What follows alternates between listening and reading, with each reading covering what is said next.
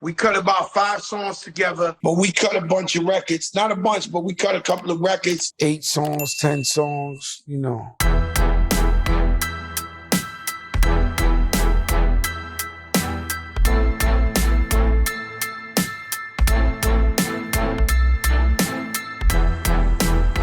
Man, roll the clip.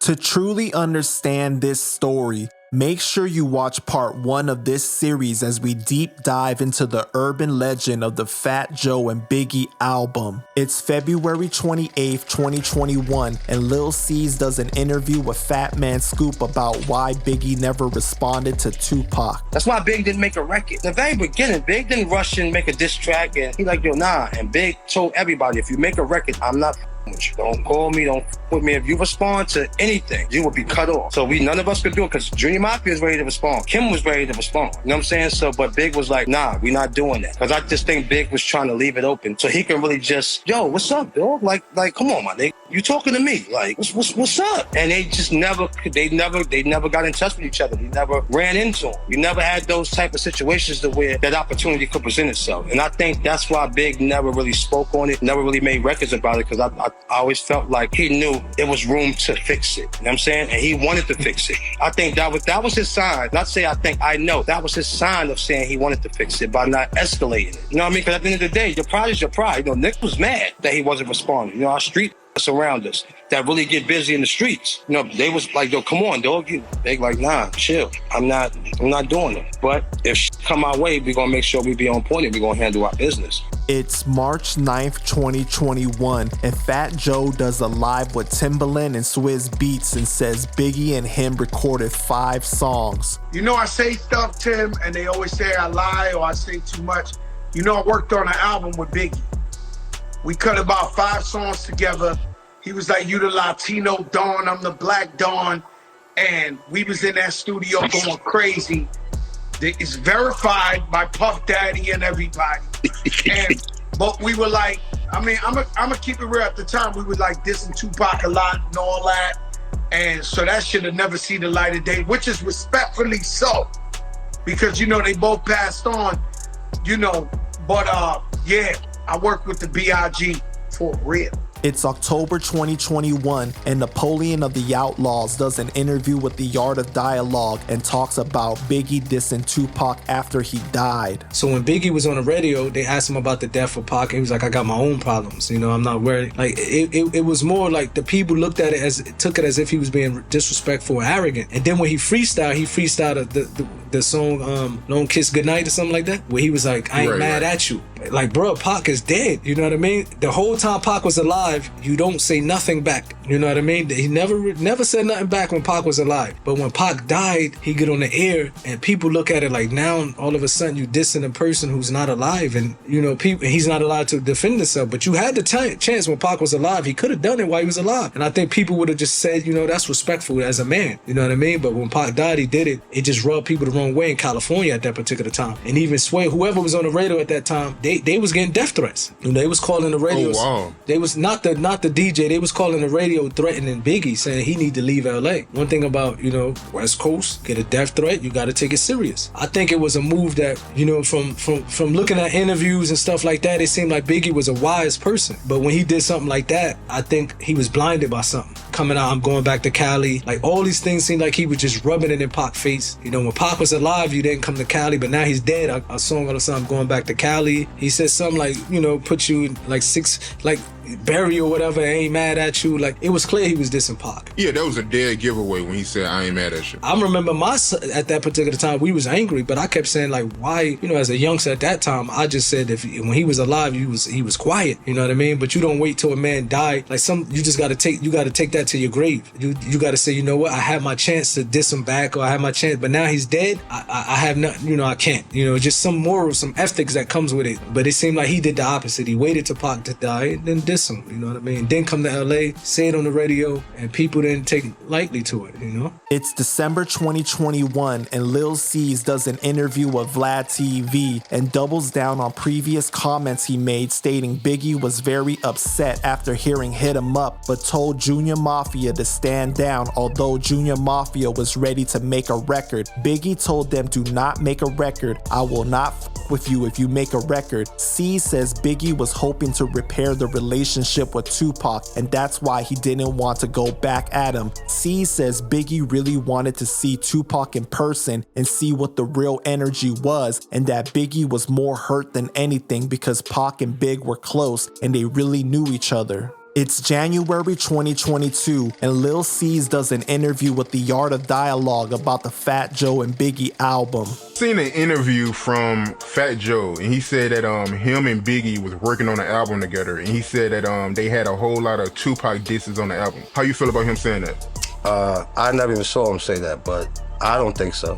I'm sure I was around for a lot of stuff, and I didn't hear none of that at all. Shout out to my brother Fatt Joe too, but maybe that's something he know. Maybe that's something I wasn't around for, but I didn't hear those records. But him and Biggie was working on the album together, right?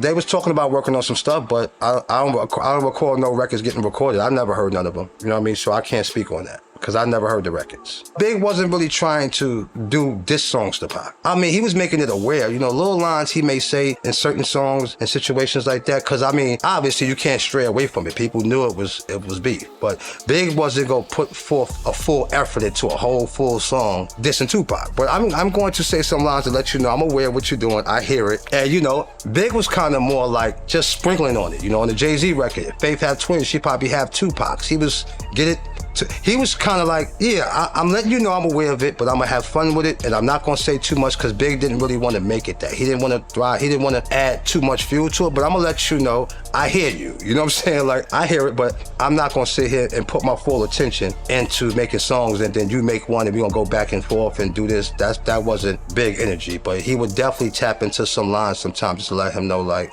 I hear you, and if it comes down to just the rap battle and things like that, Big was all up for it. But It's May 6, 2022, and Fatt Joe does an interview on the Renaissance Man podcast with Jalen Rose and says he recorded a couple of songs with Biggie. I made an album with Biggie Smalls. What? Hold on. What? Yeah, we made Hold on. I need to hear more. Let me hit the break. You got to tell me more about you and Biggie did an album? Yeah, but it was at the time of the East Coast, West Coast, and we dissing people and all that. So Puffy buried that because it's for the best. Because we love the West Coast, we love everybody, we positivity. But we cut a bunch of records, not a bunch, but we cut a couple of records. Supposed to be an album, Biggie, Fatt Joe. I think Tupac had died, and it was like, yo, man, get rid of that shit.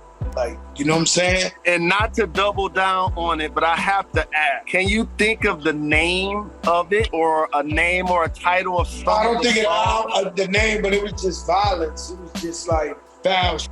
You know what I mean? It was just hard. It was like that. And it was some beats. It was some Biggie beats, like them Hitman beats. Them, we gonna die. We gonna kill you.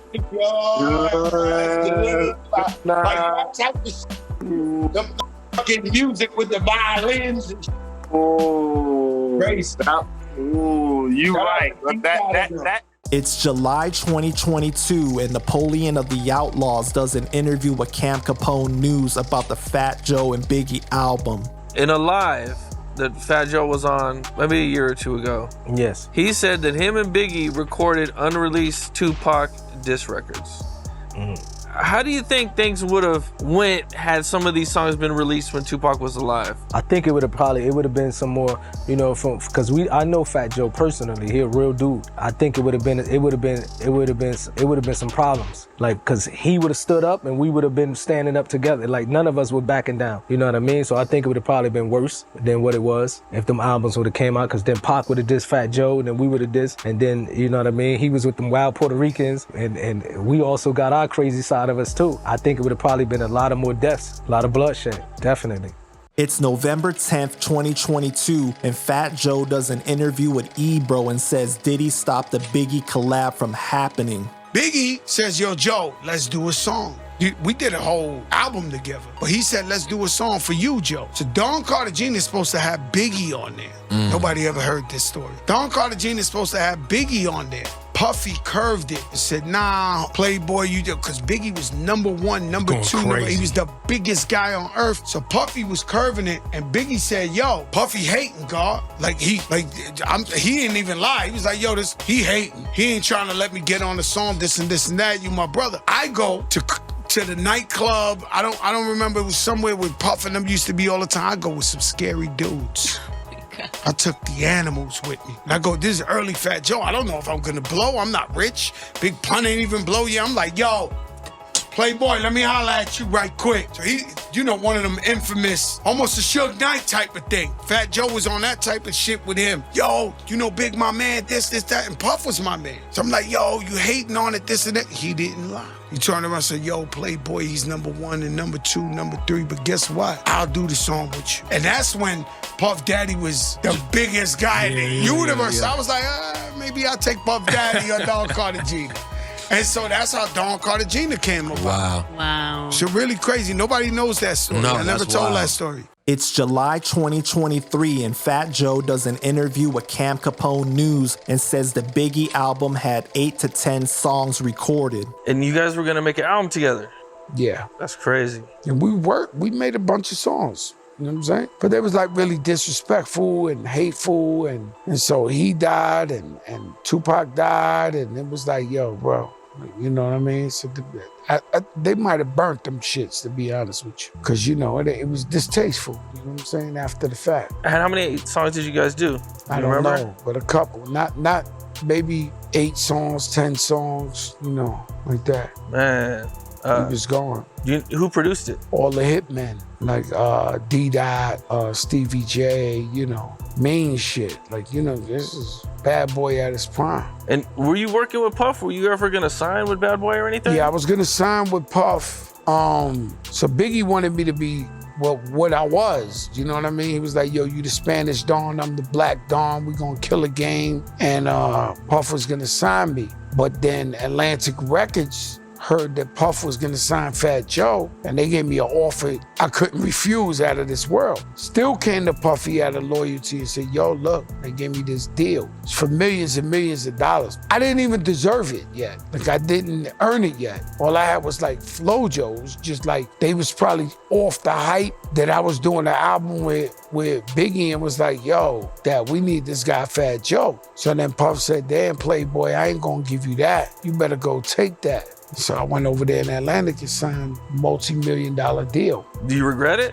You wish you would have went with Puff? Hell no. Made me a boss.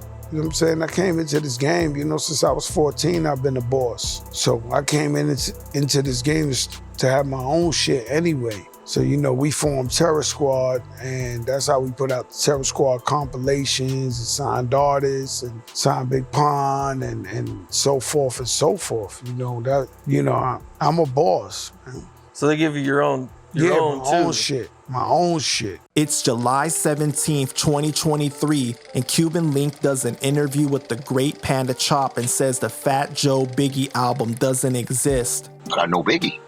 I met Biggie. We met Biggie. Me and Pun, we did something with Biggie. You know what I'm saying? Puff let us get up there. Okay, so what about Joe saying that he was with Biggie every single day? Okay, we're not gonna do this again. I told you, he wasn't doing the album with Biggie. I told you that. They asked Puffy that in the air. Puffy said, I don't know what Joe talking about. That's Puffy. That's like a better Joe, but better Fatt Joe. Like, that's the nigga who knows everything. And is a business mogul that do that. That's why Joe is trying to be like Puffy. You know what I'm saying? But Joe is just... I've never seen that clip. Yes, it's there. Of him saying that. I was there. So you go check it. It's there. I was there. I don't know if it's a clip on YouTube, but I was actually there. So I'm like this. Because that nigga was capping. So he caps like that. He goes overboard. You give a nigga a rope. You want to go be cowboy. Yeah. Can't fit on a horse. You go break the horse's fucking back. Get off the horse, Joey. Get off. It's July 30th, 2023, and Fatt Joe gets mad on Instagram Live when someone trolls him about Diddy not co-signing his story for the Biggie album. Listen, somebody just said it, and I really can't pay attention to these clowns, cowards, suckers on Instagram with their comments, but yo, Diddy ain't co-signing. Bro, when Fatt Joe say stories, it's never cap. A grown man can't catch me lying. When I come up in here and tell you stuff, you want me to lie to you? I was around a long time. I saved a lot of your rappers, your favorite so-called tough guy rappers, from every beef they ever had.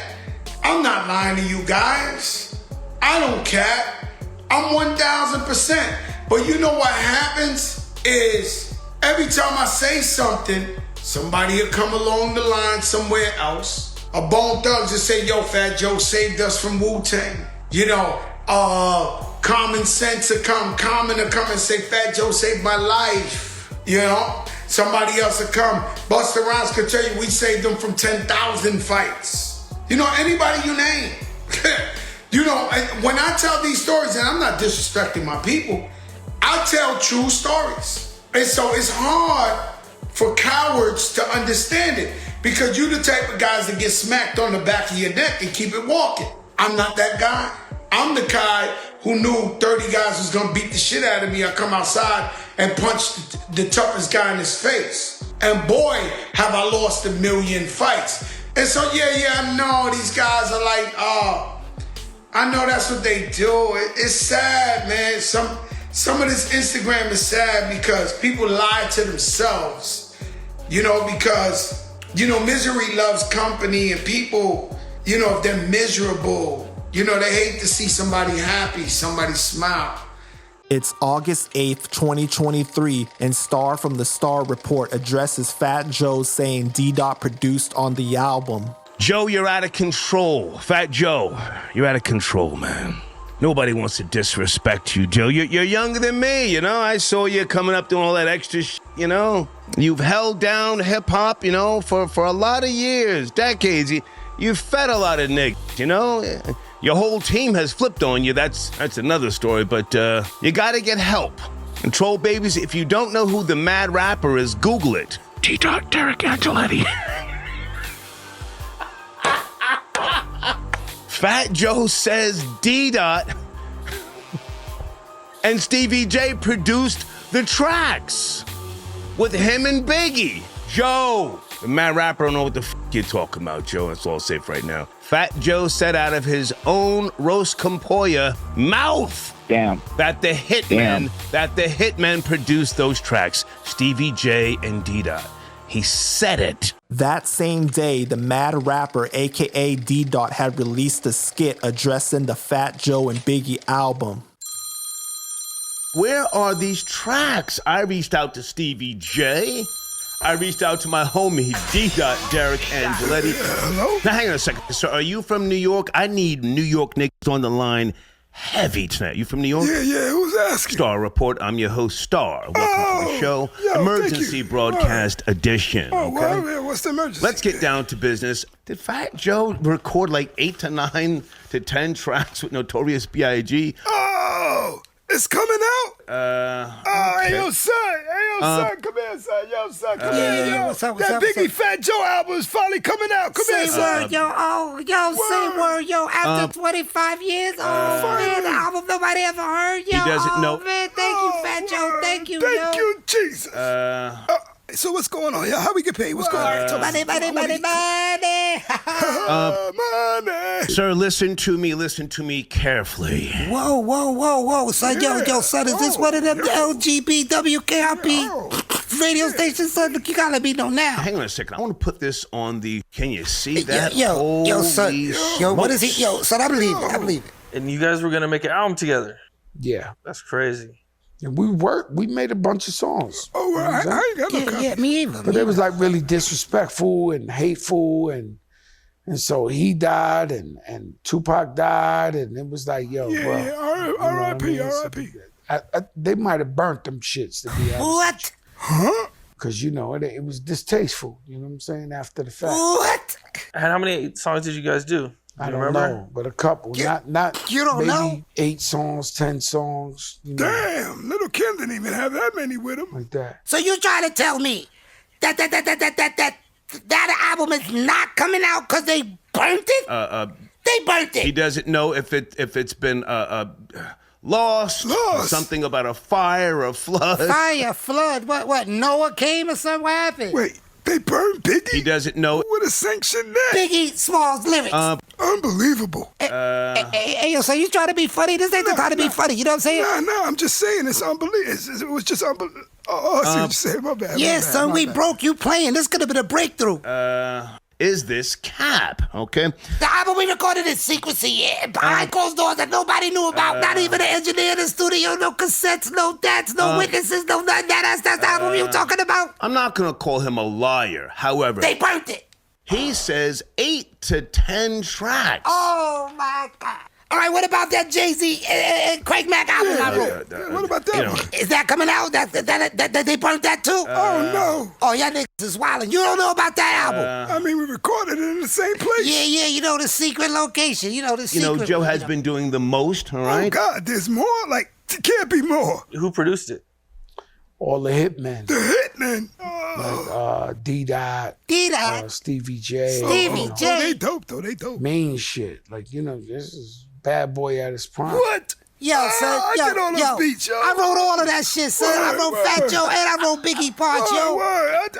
All them beats, Stevie and D-Dot, they stole Word. them shits from me, yo. Damn, son, this is the Travis Scott. Yeah, Man. this. Yo, son, it's a travesty, son. A travesty. Man, whatever, Damn. nigga. All I know is this just kicks rocks. Damn, son, I'm almost afraid to ask this nigga about that Nas and Fife album you wrote. Oh, son, man. don't say it, son. Don't say it. Nas and Fife. Yeah, all them beats I did, yo. My brother did like 16 beats on it. Who stole those? Who burnt those, huh? Who burnt those? It's May 4th, 2024, and Fatt Joe does an interview with the R&B Money podcast and says he recorded a couple of songs with Biggie. So Biggie said, yo, let's make an album together. It was on the time he had all the beef with Tupac and this and this and that. Long story short, we recorded a couple of records. Immediately, Atlantic Records heard that I was working with Biggie. Mm-hmm. And you know how they do the divide and conquer. They came right over. Shout out my brother Rob Reef Tulo. Thank God you did that. So he came over and said, yo, you working with Biggie on the album? I said, yeah. So boom. He said, nah, we want to give you your own record label. We wanted this, that. And so I didn't even deserve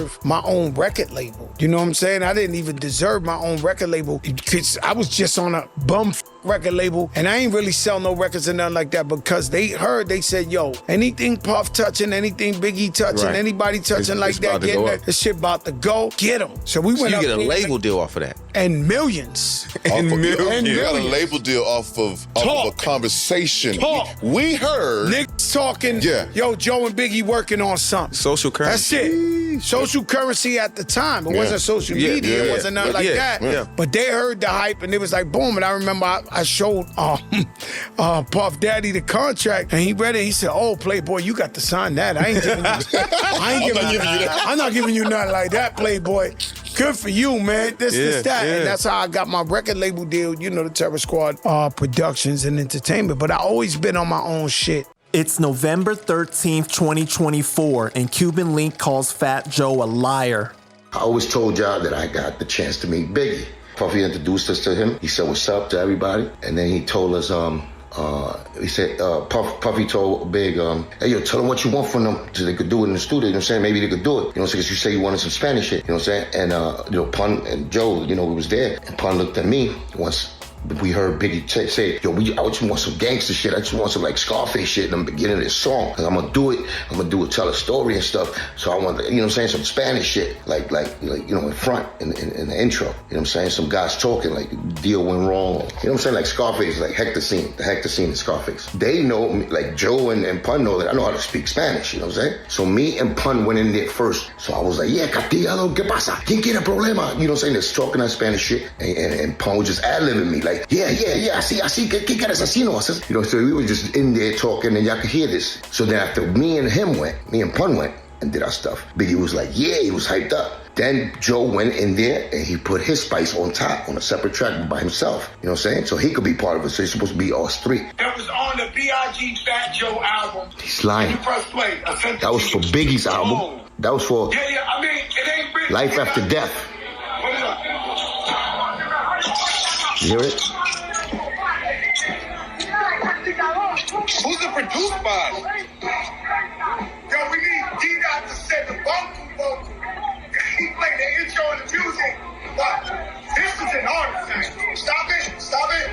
He's talking over that because he could hear me and Pun in the background talking while he's on top. He put his vocals up. But that was the same track that me and Pun went and did our thing. And he wanted me and Pun. Like Biggie told us to go because Joe was like reluctant of trying to go in there because he didn't know that but Spanish only like that. But he did go in there, you know what I'm saying, by himself, and he put the third spice on it after me and Pun. So he was in the back of us, like we was all together arguing and just talking shit, you know, on the terrorist question back in the days. So this nigga got the nerve to say that this snippet of this intro that me, Pun, and him did in Daddy's house, this is why the whole, I guess, the gas up of him doing an album with Biggie came along. And I never knew that. I never knew that this was using once again. Like he took my credit from, like, you know what I'm saying, for my song, the hook that I did for Senorita. So he did this again. He used me, that I'm involved in it, me and Pun, the intro, and he gassed that whole thing since Biggie's dead and he can't speak for himself. He used that little snippet right there to sell the fact that he did an album with Biggie. Incredible liar.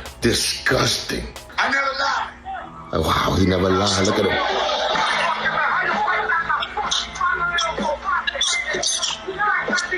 You hear the voices in the back? You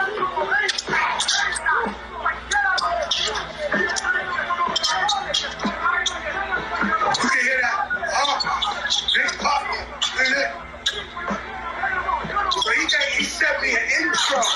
Look at that. Send you an intro. Because him and Biggie was doing the album. He's a liar. That song was for life after death. Me and Pun was there. Because definitely we was there, me and Pun. And that's the shit that I've always been talking about. That's the song that I always, in the story that I always been telling y'all, that I got the chance to meet Biggie. I'm just trying to tell you. You see how he tried to sell the point that meant that he was doing a Biggie album with Biggie. Him and Biggie was doing the album together. When I was there to witness that, and I know for a fact, this nigga Joe never did a song with Biggie. Never. Not one song he did. That song, like I said, was just an intro that we did. And it never got picked up. They never put it on Life After Death. So I'm just trying to tell you, the way this thing does his promotion and lies and uses the credit that we got and leaves us, out of the story so he could take the props and, you know what I'm saying, and get the ball rolling with the lie. That song, I guarantee you, that song never had Joe's vocals on it. Never. He never spit to that. Never. When it comes to this situation, it's hard to verify things without Biggie being here. There's a lot of conflicting information with the number of songs changing, the timelines, and the claims that other parties outside of Joe have made. So y'all let me know what y'all think about this, man. Put your thoughts down in the comments and make sure you like and subscribe and stay connected with Panda Chop Chronicles. Peace!